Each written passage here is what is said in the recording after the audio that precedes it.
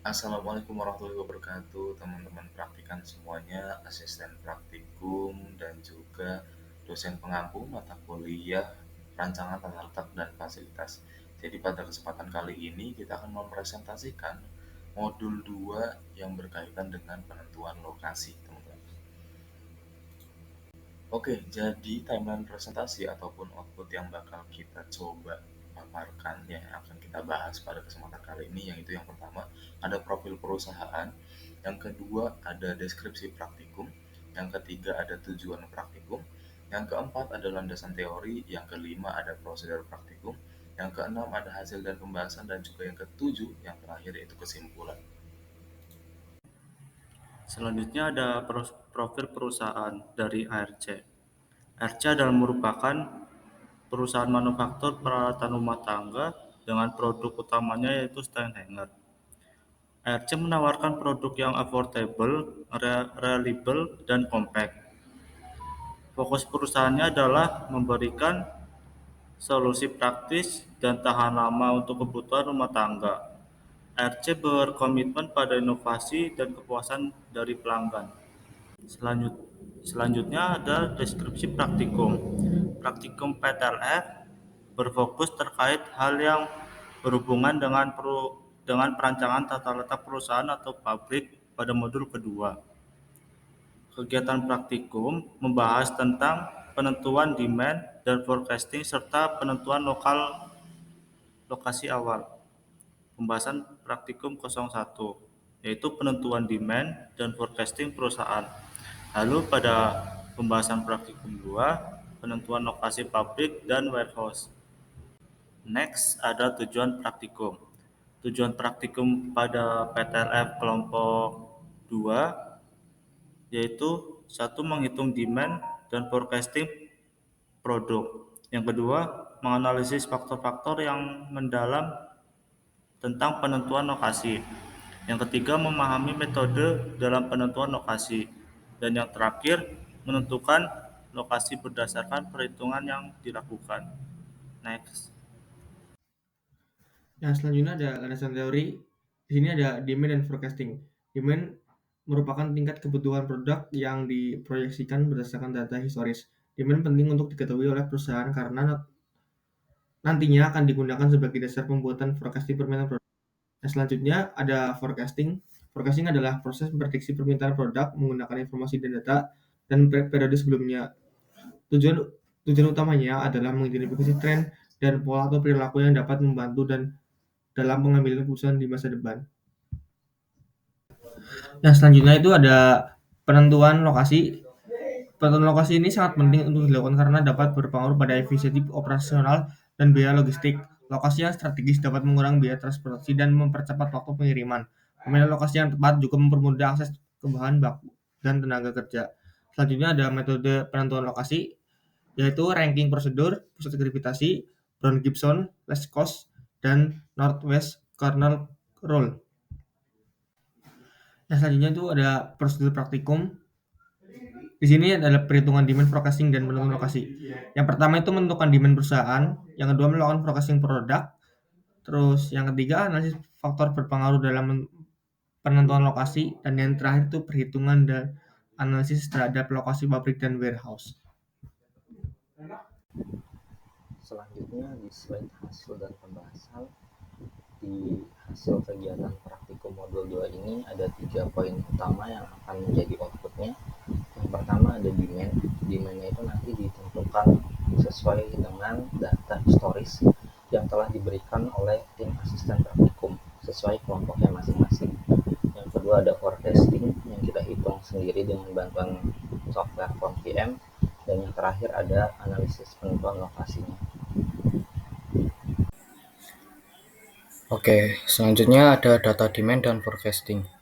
Data permintaan historis digunakan dari tahun 2015 hingga tahun 2024. Digunakan untuk membuat peramalan. Nah, data tersebut dipakai dalam ketika praktikum sebagai dasar peramalan permintaan.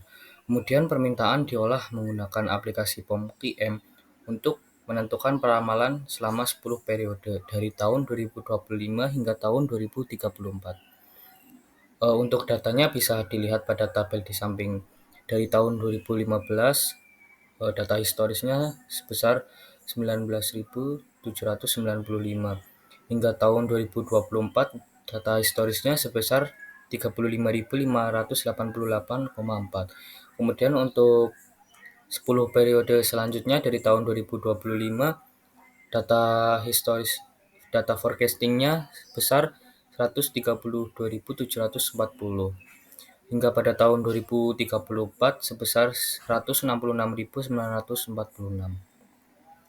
Oke, next. Oke, selanjutnya ada metode forecasting. Metode yang dipilih pada forecasting ditentukan berdasarkan nilai MAPE atau error yang paling kecil. Nilai error yang paling kecil mungkin bisa dilihat pada tabel di samping.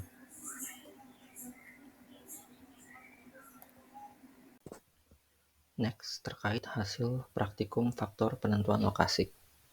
Sebelum menentukan lokasi dengan metode yang dipilih, terlebih dahulu kita mengidentifikasi faktor-faktor yang berpengaruh dalam penentuan lokasinya.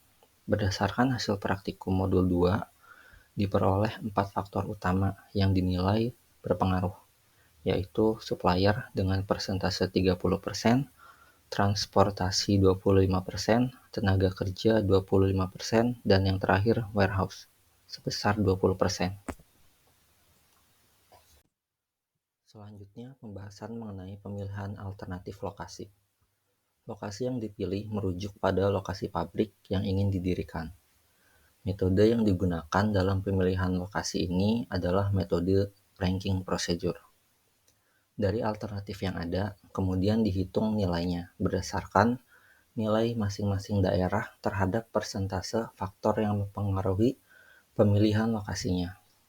Dari hasil praktikum yang diperoleh dapat disimpulkan jika lokasi pabrik yang paling ideal berada di Salatiga dengan skor akhir sebesar 8,45 dengan penempatan supplier dan warehouse berturut-turut di Semarang dan Ungaran. Oke, jadi kesimpulannya adalah ya, ini berdasarkan data-data yang sudah kita peroleh ya, yang sudah kita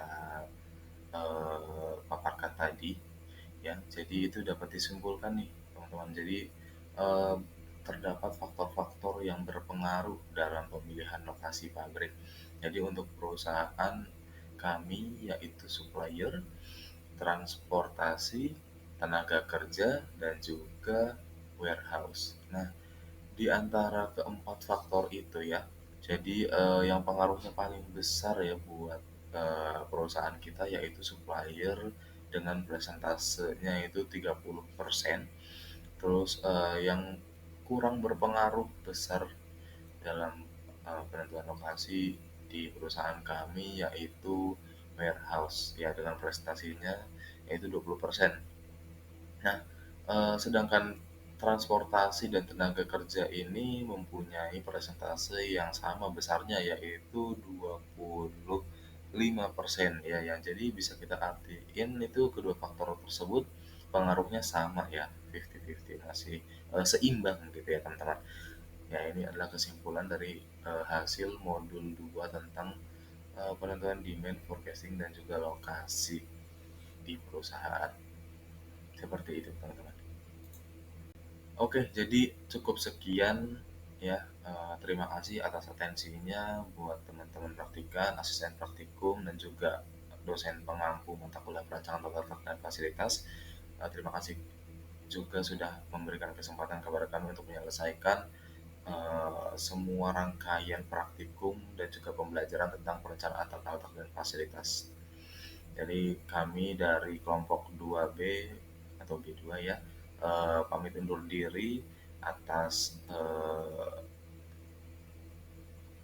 perjalanan pembelajaran perencanaan tata fasilitas selama ini. Kurang lebihnya kami mohon maaf sebesar-besarnya. Wassalamualaikum warahmatullahi wabarakatuh.